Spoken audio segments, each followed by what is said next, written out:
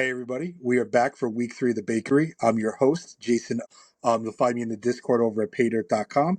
Also, you'll find me on the DraftKings leaderboards at ODog3221. I'm back again with my favorite podcast host, my favorite producer, Tribe. How we doing? And to enjoy this hot mess of a Thursday night football game. I hear that, man. I hear that. I don't know about you, but I need Hunter Henry to start doing some things. Back again for week 3, gracing us with his presence, the king of the small field tourneys, Pablo. Pablo, how we doing? Doing good, man. Happy tomorrow's Friday. Looking forward to a successful, profitable main slate on Sunday.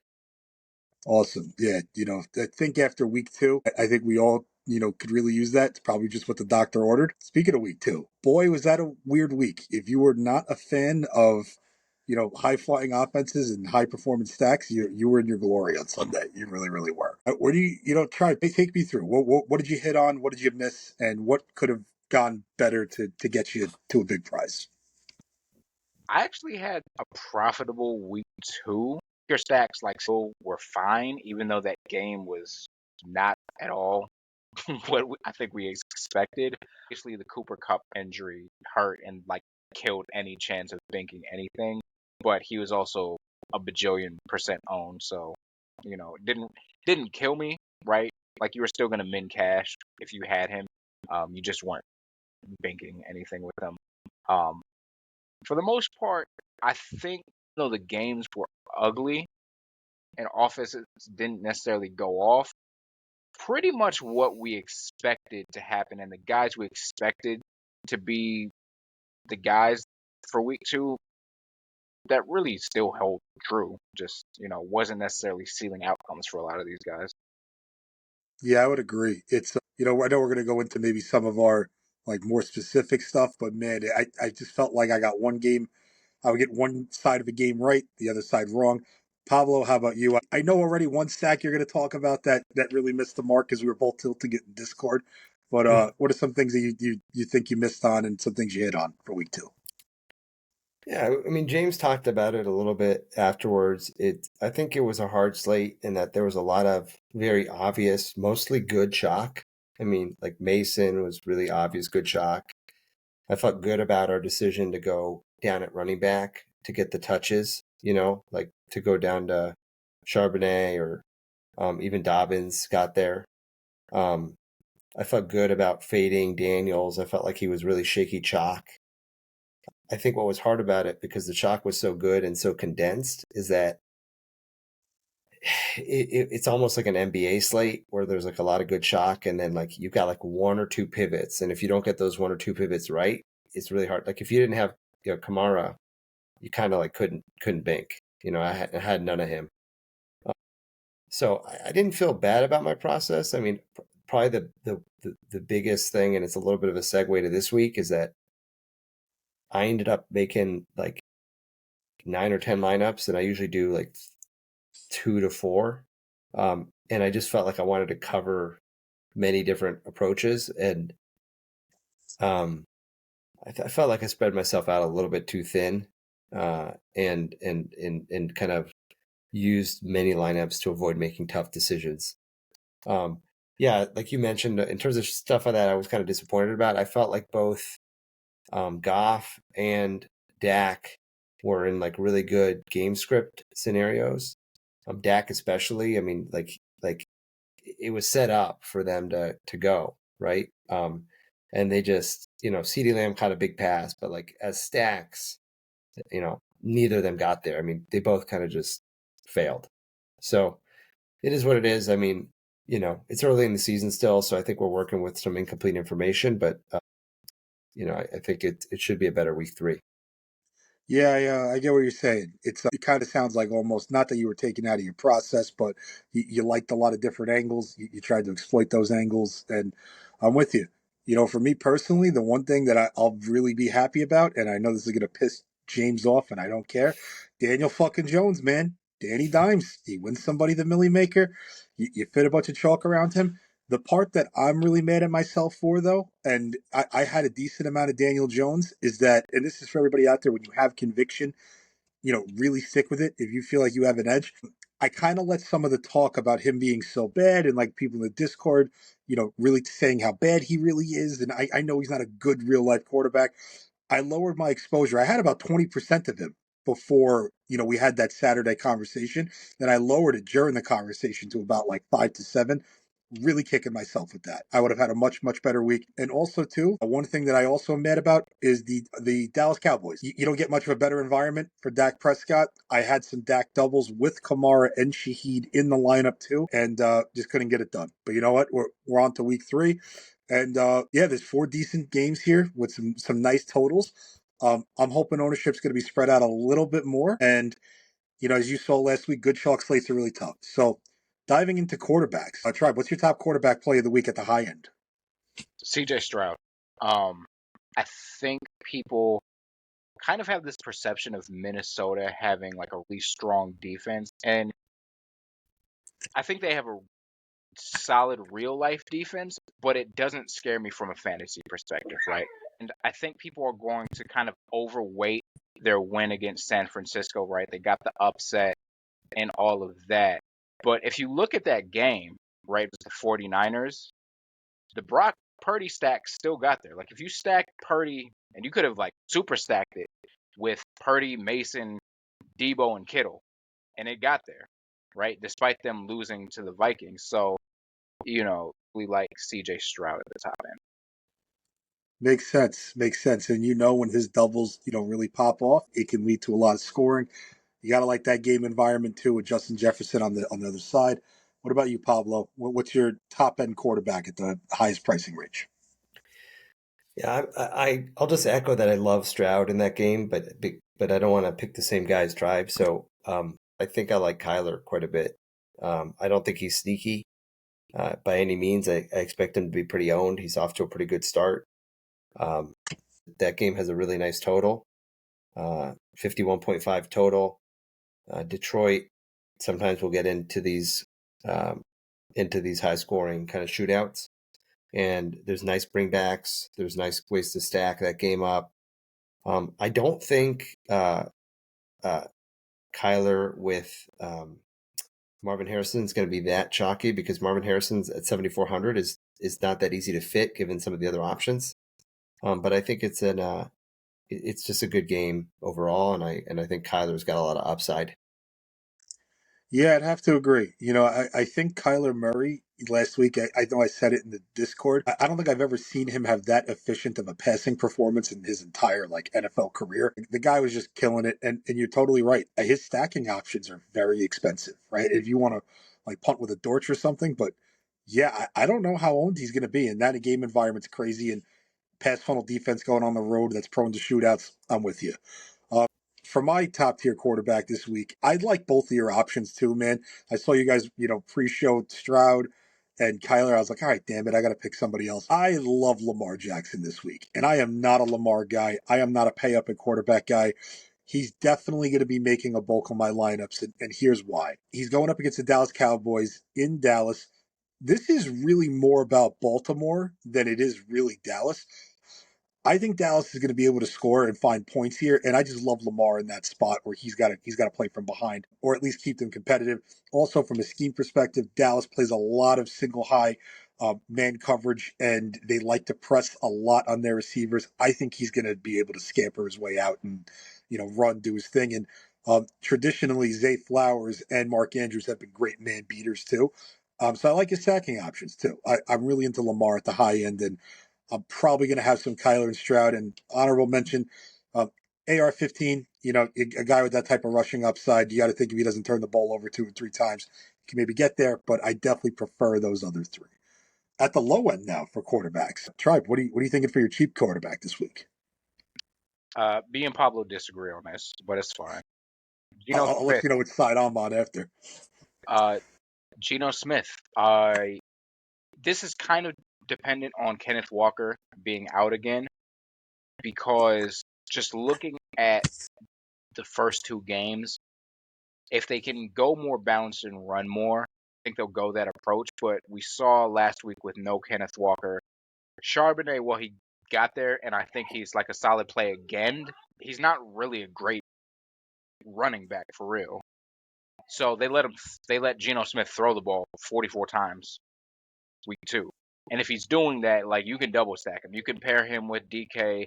You can pair him with Lockett. You can pair him with Jackson Smith and Jigba, JSN. And he's cheap. He's under 6K. I love it. I love it. All right, Pablo, I know you disagree, so who are you going to go at the low end? Yeah, I mean, look, I don't hate Geno. I'm seeing him. It's very early in the week. By the way, Greg Zuerlein missing short kicks, fucking killing my showdown. Oh, I saw that. Um, uh, Demario Douglas, nice catch. That's what I get for trusting Greg the leg. It's early, so ownership is probably going to change quite a bit. But I'm seeing Geno as kind of the value quarterback, ownership wise. Now, I don't know that he'll get super steamed, but he looks owned. The two guys who I like who look significantly less owned, one of them I believe will be less owned. The other one I don't know that I do. Are Derek Carr and as James puts it, Darnold. Is that how you call them? I think everybody's scared to trust Carr. I think nobody really believes it after the first 2 weeks. And everybody might be right, but I mean, at his price with a 26-point total, with Shaheed, Olave, and if you want, even Alvin again, you can stack Kamara with Carr if you want. I just feel like, man, that pricing opens up so much. And then, yeah, I think Darnold, he's interesting just in a game I think that may go a little bit overlooked. You know, I like the Stroud side, but I also I think at his 5,500 with JJF and with Munt, you can make it work and still get like a top tier receiver and have salary. So those are kind of my two value guys I like the most. Or Makes sense. Makes sense. I'm with you on both of those. I was actually gonna, love Darnold this week. Love Carr. Just those game environments are awesome. You just saw, Kirk Cousins hobbled, on one leg, just pick apart that defense when it really mattered. And I just think Kevin O'Connell's sharp, right? Like I think he doesn't ask Darnold to do too much, and when he wants to let it rip, he'll let it rip. And I love him this week. I got to tell you though, I'm actually on a tribe side here with Geno Smith. I want as much of him this week as I can stomach, and here's why. Not only the tribe's point about Charbonnet not being that great of an actual running back, they also were talking all offseason how they want to revitalize this offense. They want to use DK Metcalf. They want to throw the ball downfield. And last week showed that. And I think this week they're getting a defense with not a lot of resistance. Miami has shown, through the air, they're, pretty susceptible. They're still figuring it out. A lot of new names. And I think if Charbonnet ends up chalk because Walker misses, I just think it's pretty good leverage. I think you're going to see a lot of that ownership shift. So I'm with you guys on all of them. And also, kind of want to go back to Purdy. I know he's going to be a little chalky, but condensed target tree in that game against the Rams, leverage off Jordan Mason. I see that really going well too. I don't really want to pay up at quarterback this week if I don't have to outside of Lamar. That early take here. I may change it Sunday, but that's kind of where I want to live. On that note with quarterbacks, right? Like the gap between the highest scoring quarterback and the next highest scoring quarterback is often nowhere near wide as the top running backs and receivers versus the next guy. Case in point, last week, right? Kamara had what, like 44 fantasy points or something? And then Yep. you had a bunch of guys that all score between 18 and 20, which is great. And we'll talk about that when we get to running backs. But that gap is so much wider than the top scoring quarterback and the second top scoring quarterback. Yeah, it's a really, really good point there too. You just see when there's really good chalk on the slate and you want to play a lot of it, it may be just more optimal to really pay down at that spot and just let the chalk build the rest of it outside of your stack. I was going to say that the other thing that demonstrates kind of how to think about whether you should be paying up or not is if you're a sub, and I think probably most people listening to this are Paydirt subs, and you should if you're not, is you can go to team stack range of outcomes and you can sort by median ceiling and then 2x, 3x, 4x. And what you'll see there is that the range is pretty tight in terms of median and even ceiling. But where there's huge differences is in the 2x, 3x, 4x. And this week, if you look at like Carr, I'm looking at the range of outcomes now, or Darnold, their 2x, 3x, 4x is just so much better than the pay up stacks. So if if those savings allow you then to get up and pay up for your stud receivers and or running backs, then those savings are worth it. If there's not a reason to pay up at the flex positions, then I think there's a better reason to pay up at your quarterback. But that's kind of my take, and I think it's a good way to use the sheets. Totally agree. And for those that are not subscribed, please head over to paydirtdfs.com and you will see exactly what we're talking about. Range of outcomes really can show you a broad range of, floor, median, ceiling for any play that you want to consider that week. And also, which I know we'll talk about later, our contest sims really unmatched in the industry. So if you haven't grabbed the sub yet, come over, check us out, and you won't be disappointed. And you'll get to see more of our beautiful faces and hear our beautiful voices over in Discord. One last QB. We don't need to spend a lot of time on him just because he's dirt cheap. Andy Dalton, 4,800. And, going up against a defense that can maybe get had through the air. If you want to go that route, you can. I'm seeing some love on Deontay Johnson this week. If he ends up chalk, seems very fragile. But he's just somebody you got to consider. Veteran, 4,800 in a spot where he's going to throw the ball. Just want to just highlight that because really builds on our point here. Value QBs may be the way. So going to running backs now, high end running back. Seems like we have some unique options up here this week. Tribe, who are you targeting at the high end? I like going back to Alvin Kamara. Ownership on Thursdays questionable at best. I don't know that he's going to be super popular. I think people are going to be hesitant to chase last week's outcome, particularly with 4 touchdowns. Like we know, touchdown variance is, a week to week thing. So obviously not a sustainable pace by any means, right? But what's encouraging to me is really for the first time in his career, he's getting the bulk of the carries. Like he's always gotten the passing game work, but him getting 15 and 20 carries 2 weeks is encouraging to see that additionally with the passing volume. And then if Taysom Hill is out, I think he's currently questionable. You don't have that threat of getting the TDs vultured at the goal line either. So that's probably where I'm going if I'm on the high end. Tribe, I agree. It's early, so it's kind of hard to predict a little bit this early. But if he is the kind of the chalky pay up, just be aware of that when you're building, so that you can do it in a way that you get kind of the value of him without sacrificing too much leverage. The other pay up, I think, is actually the one that's a little bit sneaky. Is opposite him, which is Saquon. I actually don't love the pay ups this week. I think we're going to talk about it in a minute, but I really like the mid tier and to some degree the value pieces, although the value pieces are going to be chalky at running back. But I think Saquon's not going to be owned at all because people are going to play Hurt stacks. People are going to play Devonta. I don't think anyone's going to play Saquon. So I think one interesting way to play that game is to play Carr with Olave, Shaheed, and bring it back with Barkley. And so I think Alvin is for sure interesting on the New Orleans side, but I also think Saquon is kind of the other pay up, and I think he'll come at a fraction of the ownership. Yeah, I totally agree. And I think that that's a really good way to get a piece of that game without maybe taking on as much ownership. Because when you think about it too, and let's assume Kamara is like moderately owned, just the pricing difference alone, like I look at it and I say, man, 200 more. Do I want to pay that for Saquon? I think most players are going to be like, I don't want to do that, right? Meanwhile, his role is just as good, honestly, if not better, right? And that's hard to even fathom. But no, I'm totally with you, man. At the high end for me, obviously we all love Kamara. Saquon, I think you definitely made some good points that I'm going to have to consider him more. One guy I want to talk about, and I really expect this guy's ownership to jump up, especially if Mostert misses. Devon Achane's going to get all the work he can handle in this spot.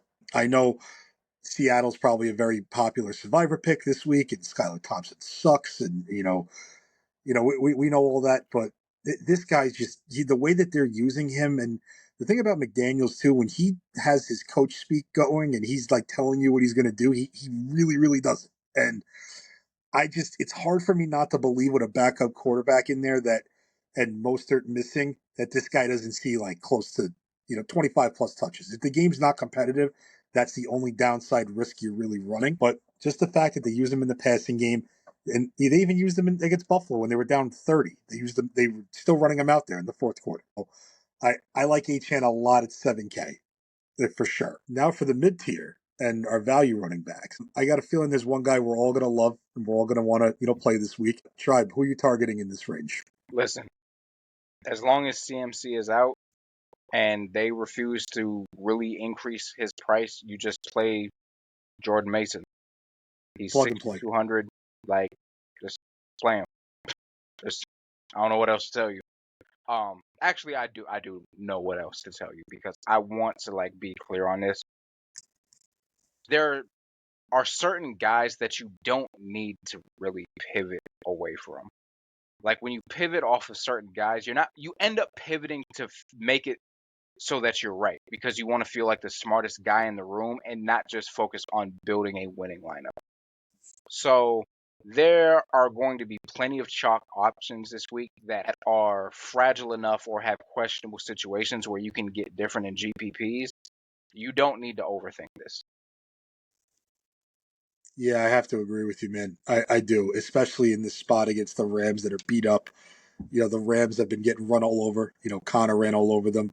Montgomery had that really, big fourth quarter and overtime, and even Gibbs was getting off a little bit too. He's like $1,000 too cheap, right? And you would think that they would prepare for something like this especially with DraftKings throughout the year. Usually their pricing really stiffens up, and this was just a complete miss for them. And I'm with you.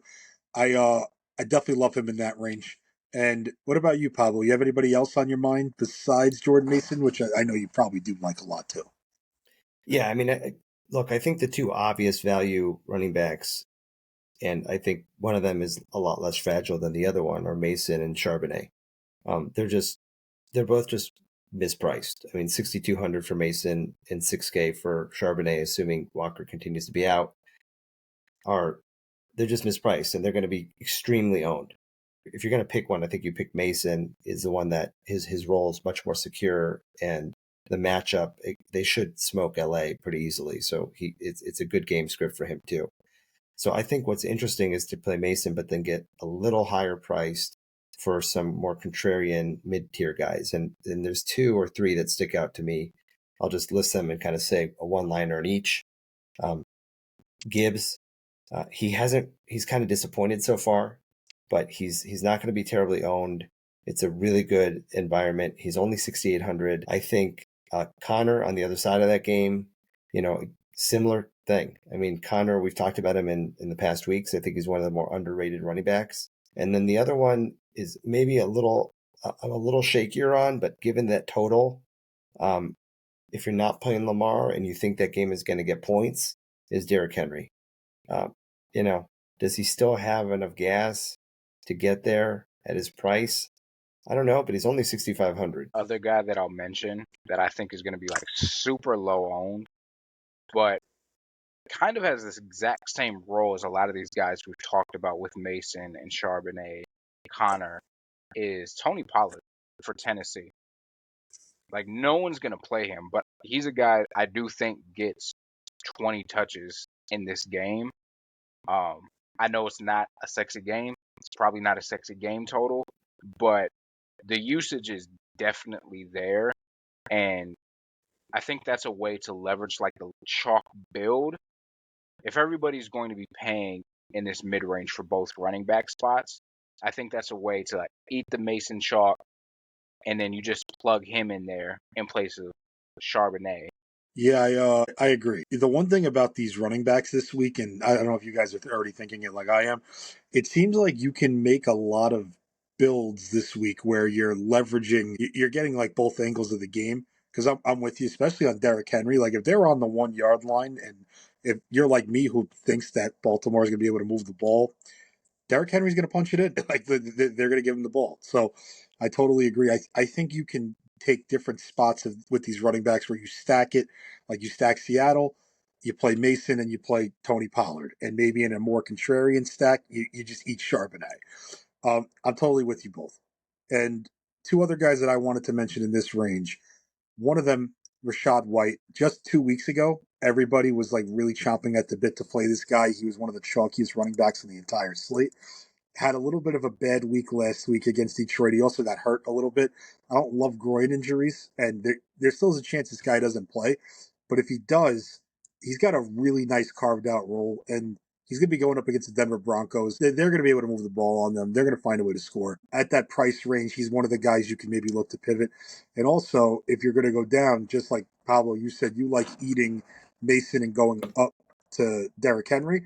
I like eating Mason, and I like going down to DeAndre Swift. 2 weeks in a row, we've seen just running backs just decimate this Colts defense. They play a very high two-man safety look. They want to invite you to run the ball. They don't blitz a lot. They don't get after you. And I think people are really down on this Chicago offense, and rightfully so. They have not looked good. But we've seen DeAndre Swift in spots do really well, and this could be it. And it's not like he's not getting the volume too. Like he had 19 touches last week. Really good stuff. I think we're all in agreement though that we love that mid range this week at running back. It's tough to avoid. Now wide receivers. I think wide receiver man. I'm looking at the ownership here, and I'm kind of appalled and shocked by some of these guys. I want to know what you guys are thinking. Let's start at the high end. Tribe. Who are some of your pricey receivers you want to look at? So two guys that stand out to me. One is he's pricey, but like on the bottom end of that spectrum is Devontae Adams. He's just too cheap. He's 7,600. Like this is a guy that we've seen hit 9K before. I just think he's probably about $1,000 too cheap. The other spend up that I like is Tyreek Hill. I know people are like completely out on the Dolphins. They're going to completely write them off. But Tyreek is still Tyreek. He's still going to beat whoever is guarding him and get like 10 yards of separation. So if no one is going to play him, I'm willing to take some shots on him. I love both of those calls. I really do. I could so see Tyreek and Pablo. You could speak to this because you're a Finns fan. They're just gonna run these little screens at the line of scrimmage and just like have to have him in like the melee of people. Like they're gonna throw two other wide receivers in front of him. They're gonna throw a screen and then they're gonna dare the Seahawks to tackle him. I'm with you. I think he's going to see a lot of those looks. And Devontae, too. We're going to talk about this, too, when we get to tight ends. The scheme that Carolina runs, man, they're like the Colts. Like, they don't want to get beat over the top whatsoever. And they're still bad that they still get beat. But they really want to give you all of the possession routes. And Devontae Adams is just a technician, 15 yards and in. You like to see the 12 targets last week against a much, much tougher opponent. 110 yards. He scored a touchdown. And yeah, they didn't really raise his price enough for what he did last week. So I'm in total agreement. What about you, Pablo? Where are you looking at for high end wide receivers this week? I think Jefferson's in a great spot again. We talked about him last week being under owned, and I felt very vindicated being that was one of my big kind of points to try to make last week. He had that big bomb and then he got hurt, but he still kind of got there because he got the bomb before he got hurt. But he didn't get there all the way because he got hurt. But I think I just love that game. I think it's a good environment. Opposite him, you got Nico. Man, Nico looks like a beast so far. I mean, He's incredible. He looks like he reminds me of like how T.O. was at the beginning before he got old. There's like a little bit of Randy Moss. He's a big dude, man. He's strong. He's big. He looks like a true alpha. So I really like him. I'll mention two more. I think Marvin Harrison is pricey, and he's kind of like hard to trust because it's his third game, but he showed flashes of that guy. I mean, he showed flashes of being that guy that last week. So I think he's interesting. And then the other one who I think is interesting because of game environment, but I will admit I think he's a little bit pricey, and I will say Sheets don't love his range of outcomes because of just how expensive he is, and you can get JJF for 200 cheaper or go down to the cheaper guys that we'll talk about in a minute. CD in that game, CD Lamb, it's a nice environment. Would be unsurprising to see him have a big game. I do think he's pretty pricey. I don't know that I'll get there just because of his price, but I think it's worth mentioning. Yeah, I totally agree. Everybody at this high end range, I think we're all in lockstep. I'm in complete agreement. I really like that JJ Nico pairing. It's just very natural in that game. And yeah, CD Lamb, man, I whenever he's going to be this low owned, I'm always going to have interest too. Is in in a dome, you got to think Dallas bounces back. They usually are traditionally a very very high power offense at home. No, I'm with you. I'm in complete agreement. Now at the mid tier, this is where I'm starting to see ownership on some of these receivers. If this holds, you guys may need to talk me out of like a potential, borderline lock button on some of these. So where are you guys going at the mid tier? Try for you first. Back to my boy, Rashid Shaheed. I'm gonna keep. This is another thing similar to Jordan Mason, where they just aren't pricing him enough. Right? He's still under 6K. So until he hits that 6K mark, I'm just going to play him. Uh, the other guy I'll mention, and will admit, I was not buying this. I thought it was fluky in the first game, but watching the second game, this seems like it might be a real thing. Is Alec Pierce for the Colts? Him and Shaheed actually, I think, have identical stat lines through the first two games.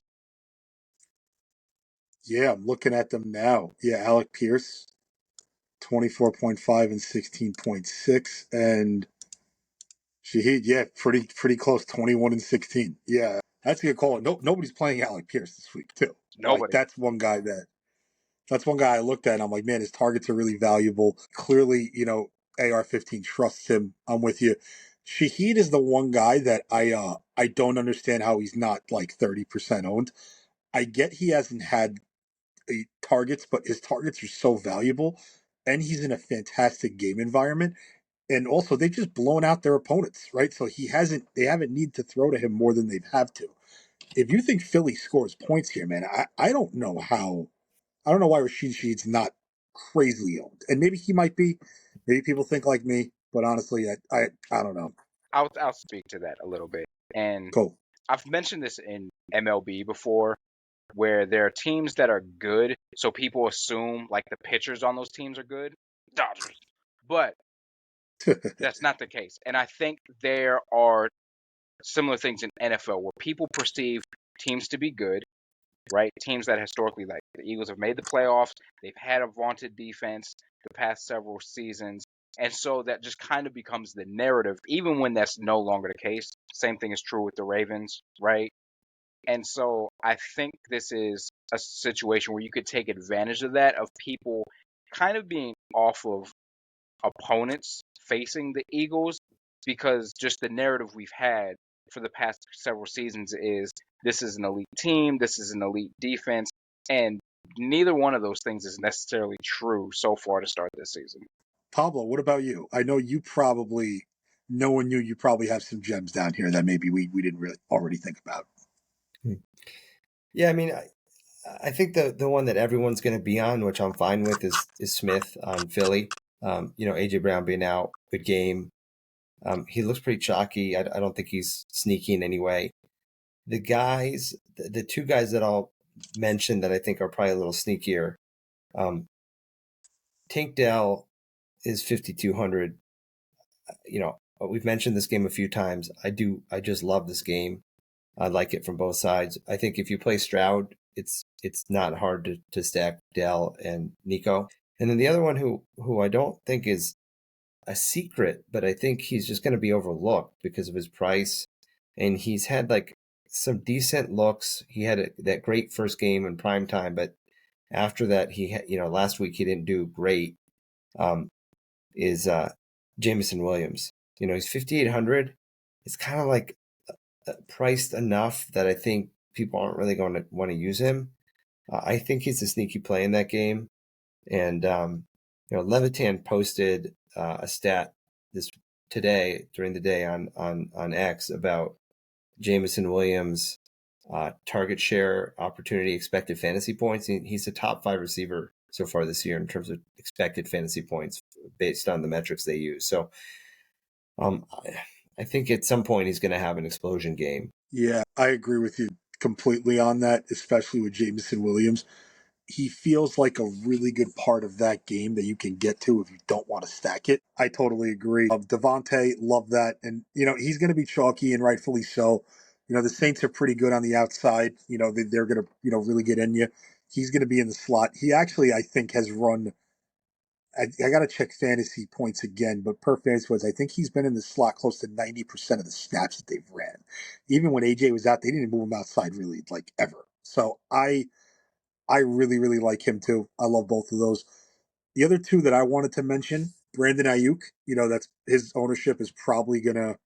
Oh, by the way, Pablo, Garrett Wilson touchdown. I don't know if you needed him or Nice. not. Tribe, I know you needed him too. I think we all could have used that. Brandon Ayuk, really like him this week, especially if Kittle's out. I know he's going to be, colossally owned, but 6,200 for a guy with that talent against the Rams, it's hard not to like him there. And also a really, interesting punt that I wanted to talk to you guys about. And don't shoot the messenger. This is my week's Danny Dimes, but he's going to be at receiver. Josh Reynolds. Josh Reynolds for the Denver Broncos. I know, Tribe. I know. This guy has carved out such a nice role in Denver. His targets he's getting, they're very valuable. He's getting deep targets. And this Tampa Bay secondary is still beat up. And as crazy as it sounds, they haven't really been tested. Do I think that Denver is going to be the one to really test them? Not really. But Cortland Sutton's on the field. There's going to be a lot of attention drawn to him. His price is just very, very cheap for the valued targets he's seen. And his ceiling is pretty good over on the site at 4,400. Give him for a pretty nice ceiling. Yeah, I like him as a salary filler, punt play, really get you different. If you want to differentiate, that's my punt wide receiver of the week, Josh Reynolds. And with tight ends, Tribe, who are you targeting at the high end here? I mean, listen, there's no wrong answer with the high end guys. You got McBride, Laporta, Kittle if he's in, and Bowers. All of them are good plays. All of them are probably going to be chalky. But as you said, the value at tight end is ugh. It's gross. If I had to rank them, I'd probably go Bowers 1, Laporta 2, Kittle if in 3, and then McBride. Yeah, I'm with you. I like what you said about that. There's not really a wrong option here.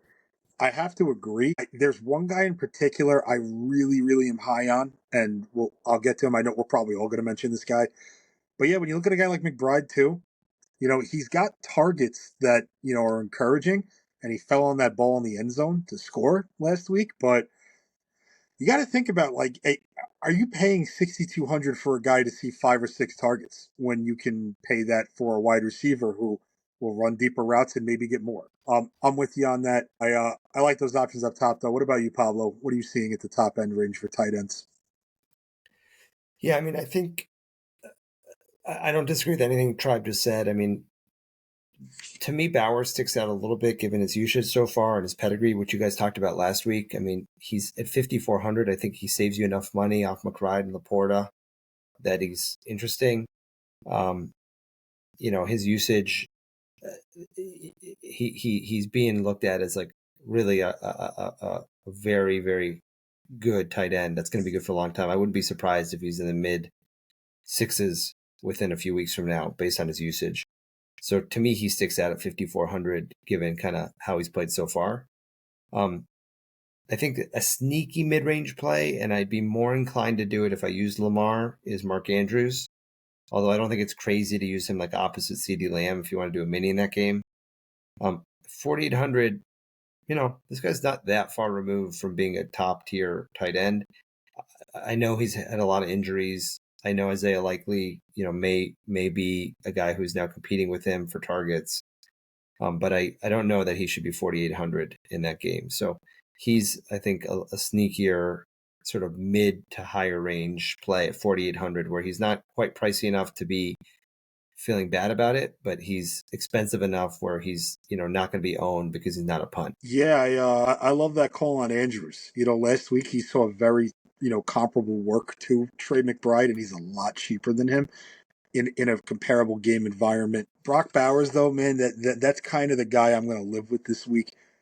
Carolina, man. I know you guys probably haven't watched any Panther games because why would you ever want to, torture yourself like that? But as the guy who's an avid, ball watcher, Sunday ticket quad boxes from 1 p.m. till the fucking Sunday night games, they just leave the middle of the field wide open. It reminds me a lot of when Brian Flores, Pablo, you remember this with the Finns, when he used to go like cover zero when they were just getting blown out like crazy. It kind of looks like that. And I think he's just going to have room to operate. I'm a little worried about those running backs in Vegas. I know we didn't talk about them, but I'm worried about them. Maybe when they get close to the goal line, they're going to have success. Everybody's been running all over Carolina, but his usage is hard to ignore. And actually, can we stack Gardner Minshew with them? I mean, that kind of got there last week, right? Like, can we do that? Yeah, you can go Minshew, Devontae, Bowers. I have no issues with that. I think I might need to. I might consider that. But Bowers for sure, I'm definitely into. All the routes he runs are just he's going to smash against this one. If he sees 10 targets, it's hard not to believe he finds the box, goes over the 100-yard mark. He's going to kill. One other guy I want to talk about. This is where if he's in the game, I like him a ton from a scheme perspective, and that's George Kittle. If he plays, very tough to believe he's not going to be a major focal point. We kind of saw it last week, him too, that they started to get him more involved in the passing game. Really like George Kittle. Don't think he's going to play, though. He was out this week, so we'll see. But that's just another guy that I wanted to give some shine to. He will be making my lineups. And now the grossness of the value tight ends, if you need a punt. Tribe, where are you going here? Value tight ends are gross, man. I don't want to go here. I don't want to be here. I want to go home.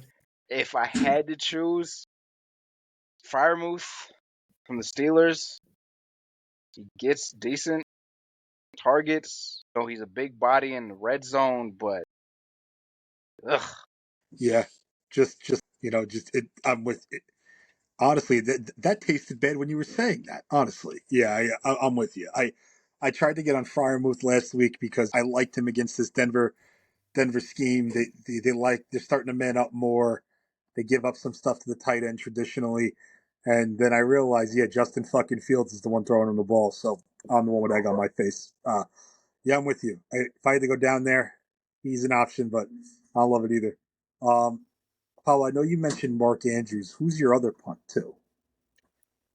Yeah, I mean, I've started to think of punt tight ends.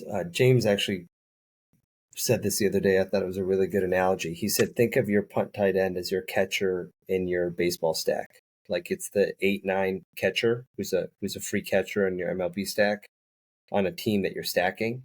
So I'm always looking if I have a quarterback I kind of like, if he's got a top tier receiver, does he have a punt tight end that's viable on a slate where the pay ups are either chalky or I'm not that excited about. I like Bowers, so I think we're all on that. But if I'm gonna be playing Sam Darnold, I don't hate just saying, you know what, I'm gonna play Munt.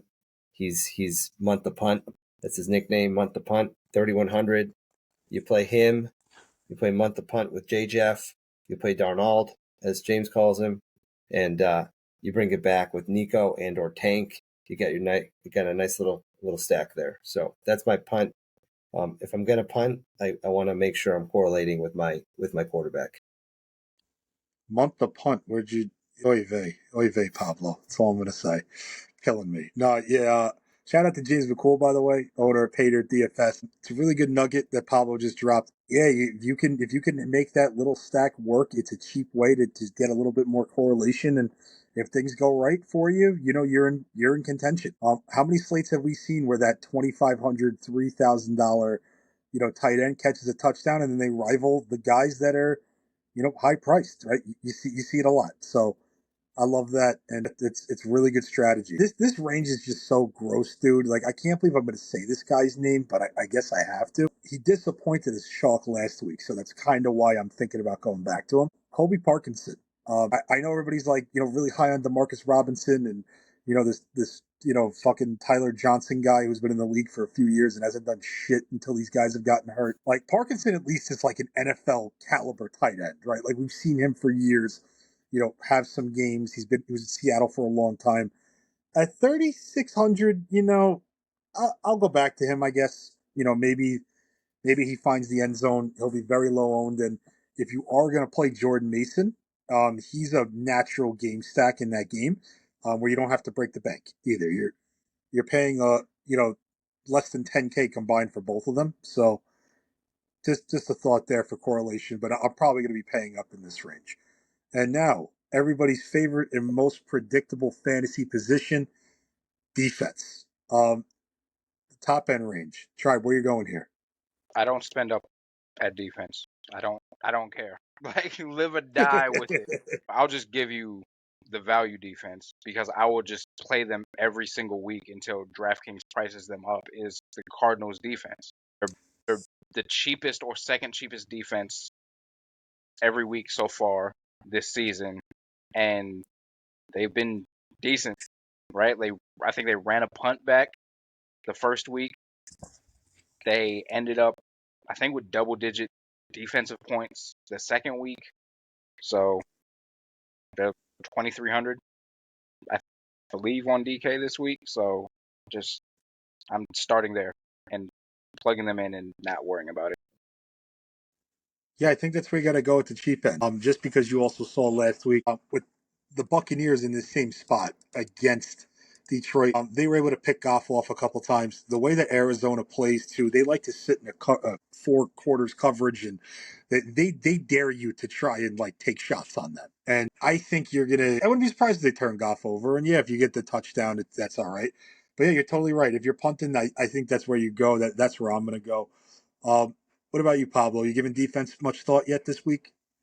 Yeah, I took a look. I mean, I'm with Tribe. I rarely pay up for defense, and I doubt I'll do it this week. I do think there are, if you can find the money, I do think San Francisco is going to be in a really good spot. I doubt people will pay up for them. I think Cleveland at the very high end is going to be in a good spot against that Giants O line. I like them to eat. So those would be probably my two pay ups if I was going to do that as kind of a contrarian thing to do a defense. Although I rarely, if ever, do that. I think my value defense, and I don't know how sneaky this will be. I don't think it's going to be that sneaky. Is Chicago? I just at 2,600. I've seen O line D line mismatch rankings. Chicago O line D line mismatch there for 2,600. You can if you want, you can go the old running back defensive pairing and play your sneaky Swift with Chicago as a nice little mini correlation.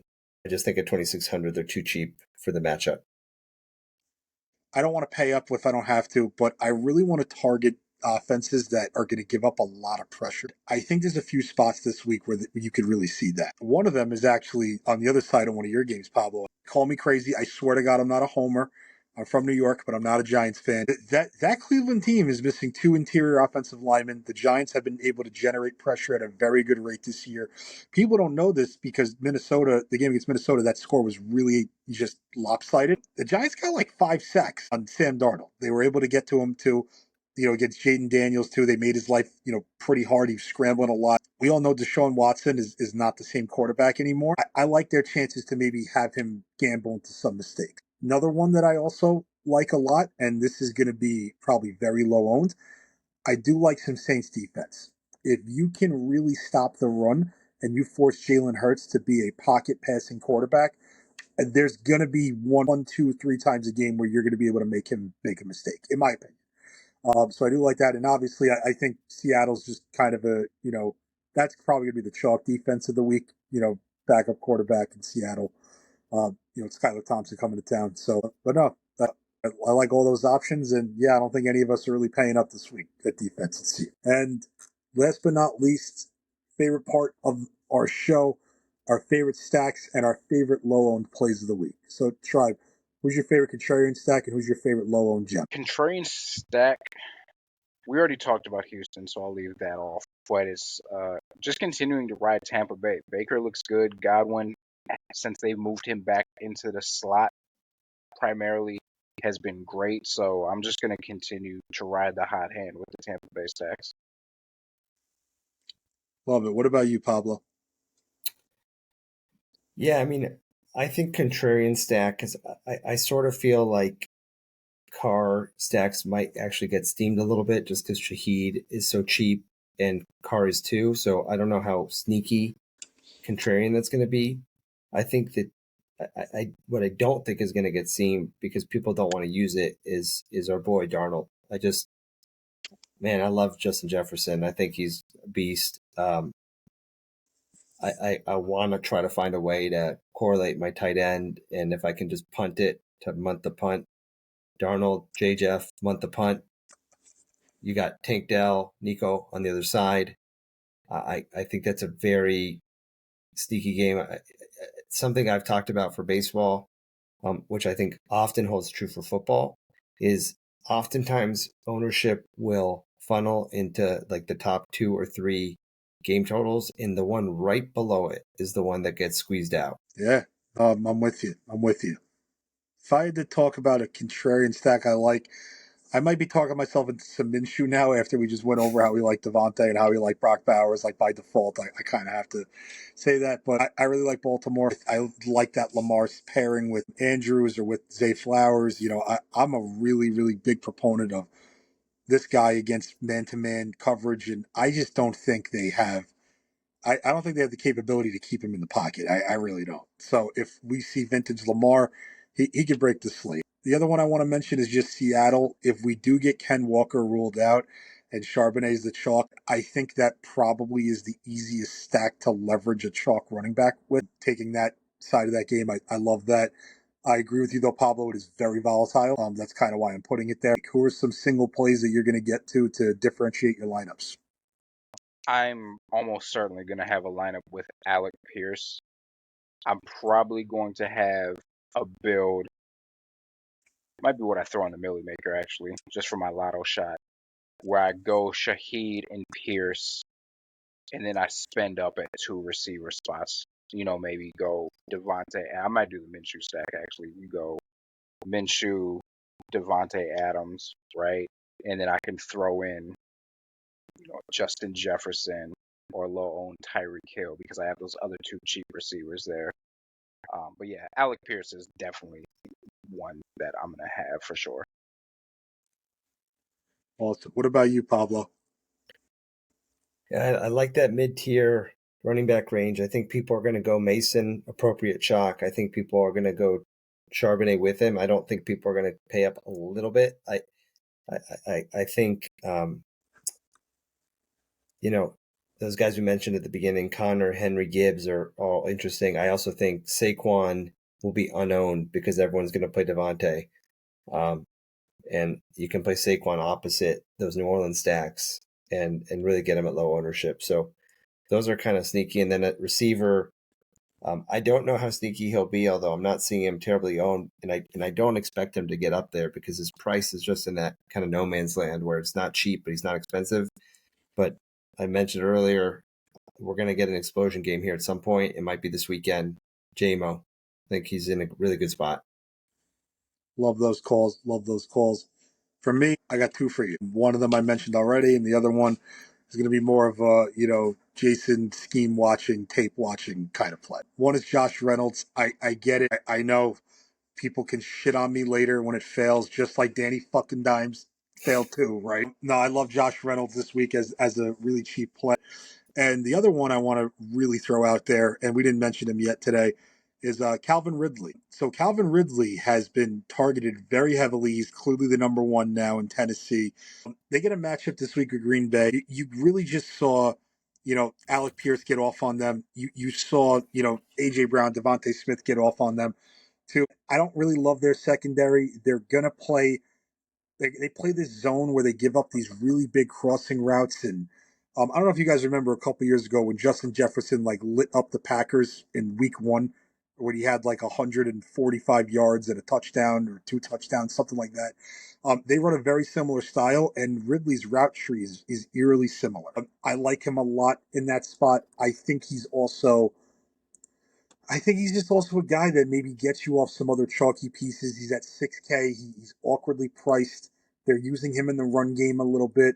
So yeah, that's my 2 low end plays of the week that I think I'm going to be putting into my lineup. Before we get out of here, any closing thoughts? Yeah, I just wanted to point out one thing with this stacks, and we've talked about some of these mid-range running backs. Uh, there are good spots where you can eat these chalk running backs, or just in general, where you can stack up the quarterback, the pass catcher, the running back. We've seen that past couple weeks. Carr, Kamara, Shaheed, you can absolutely do that. Same thing with Seattle. Honestly, same thing with San Francisco. Just we've seen these offenses kind of get really condensed in the production. So if you are eating some of that chalk at running back, I think a way to leverage that as well is just stack up that game and hope they score, 3+ touchdowns and just soak up all of the touchdown equity there. So just wanted to throw that Yeah, I out. mean, it's a really good point, and you're really speaking Pablo's language there. In the small fields, you correlate those game environments as much as you can, and also too, one other stack that I think you could do that with is Jared Goff. Right? If you think Arizona is going to put up points, like you go him, Gibbs, and JMO, that gives you the flexibility to maybe go get Marvin Harrison, to maybe go get Trey McBride. I like that. It's a really, really good point. What about you, Pablo? I'll make two points. One, which is just kind of me publicly stating what I'm going to do this week in terms of my approach and holding myself to it. I've always sort of liked our approach at DFS, where I've thought of ourselves as kind of like this subgroup of people who are willing to think a little bit differently about how to approach a given slate, and we're sort of like artisan bakers, right? Like we're craft brewers. We're not trying to brew Bud Light or some mass produced beer. We're trying to brew some home brew, best beer you've ever tasted, right? So I want to try to craft 2 or 3 really, really good lineups that I can look at and say, here's why this lineup made sense, narrative wise, leverage wise. Here's why I think it has win equity. Here's why it's the right amount of leverage for the field size I play. And I think, you just have to be very conscious of the way you're building to do that. That's one. Number two, think about what you're saying by what you're not playing. And sometimes it's enough to just not play a chalky piece. But sometimes if you're not going to play a chalky piece and you think that game is still going to have points, take the other side, right? So to your guys' point, if you're not going to play Charbonnet, maybe play Geno Stacks, right? If you're not going to play Lamar, maybe consider Derrick Henry. And I think, I don't know that people do that enough. I think it's important to say to yourself, and I think it's specifically powerful when you think about it in relation to chalk that you're fading. So if you're fading chalk, what are you saying is going to happen in that game? And then, do you kind of double down and have some direct leverage beyond just fading the chalk? Do you also play something else in that game that would have to happen for that chalk to fail? I think that can be a really powerful approach. Great points. Great points. And I'm telling you, Pablo, if I ever need like a motivational talk, when I'm getting up in the morning and I just don't want to take on the day, like I want to just have you recorded right there, just whispering sweet nothings into me, so that way I can take on the day. The only last thought I have for everybody is, man, when you're building, I just don't want people to get caught up on really one chalk play versus another chalk play. It's all about the totality of the ownership in your lineup. That's really how you need to play this game, and you can leverage chalk in so many different ways in the NFL, and that's why I really believe it's the sharpest sharpest DFS sport you can really build, because there's so many different leverage points. And they're at different levels too. You could fade a 30% owned guy for a 20% owned guy. You could fade a 30% owned guy for a 2% owned guy. There's so many different ways to go about it. Just don't get caught up in the fact that one player is making you too chalky. Look at your lineups in totality and just say, does this have enough ownership and leverage points for me to win? So piggybacking off what you said, Pablo, just don't worry about single ownership of one player as long as you're surrounding it with pieces that make sense. So everybody, thank you so much for joining. This has been week 3 of the bakery. You can find us over at the Discord, and you can find us at paydirtdfs.com. Again, I'm Jason. It's my co-host Shrive and co-host Pablo. Thank you guys so much.